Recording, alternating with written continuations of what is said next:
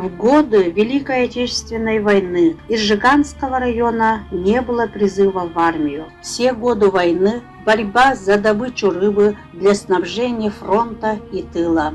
Мобилизовано все население района. Это дети, подростки, женщины, старики, рабочие и служащие, колхозники и колхозницы. Рыбаки работали круглый год в невероятно трудных условиях и сделали все возможное для выполнения заказов фронта. Традиционная система воспитания детей у народов Севера исходила и опиралась на основе жизнедеятельности народов, на специфические отрасли северного хозяйства. Это оленеводство, охотничьи и рыболовные промыслы, собирательство. Семейные традиции и обычаи являются неотъемлемым атрибутом семейного счастья и благополучия. У эвенков основным методом воспитания является личный пример. Наталья Ивановна, как человек с большим жизненным опытом, передает детям, внукам свои навыки, секреты мастерства. Своим примером, показывая, обучает по принципу технологии «делай как я». Моя бабушка Охлопкова Наталья Ивановна, ей нынче исполнилось 88 лет, и она нас с детства внуков и детей приобщает к эвенкийской культуре. С семьей традиционно ездим на рыбалку, особенно на подледную ряпушку. Мы с бабушкой любим заниматься копчением рыбы. И с темой технологии приготовления и реализации продажи копченой рыбы участвовал в республиканском конкурсе, где стал лауреатом и получил путевку во всероссийском конкурсе «Национальное достояние России» и стал лауреатом первой степени. Все мои награды и достижения – это заслуга моей бабушки Охлопковой Натальи Ивановны.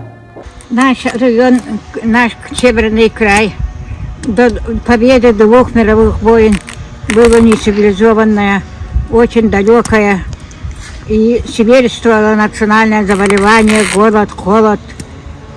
И только вот наше население спасла великая, красивая, ничем не заменимая матушка Лена. Старое поколение обязано учить навыкам прошлых наших отцов, дедов.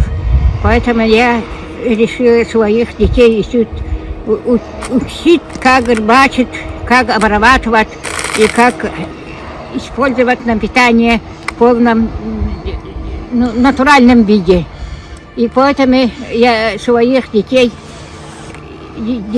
всегда бываю летом и зимой рыбачить на рыбалке. И прекрасная природа дает еще, кроме питания, дает еще здоровье. Такая природа у нас красивая, богатая, ничем не заменимая. Как и наши предки, Наталья Ивановна приучает детей, внуков к их жизнестойкости и труду. У каждого северного этноса своя собственная система воспитания, где определяющими факторами являются суровый климат, промысловая деятельность, кочевой образ жизни и особенная любовь к детям, особенно к мальчикам, продолжателя рода.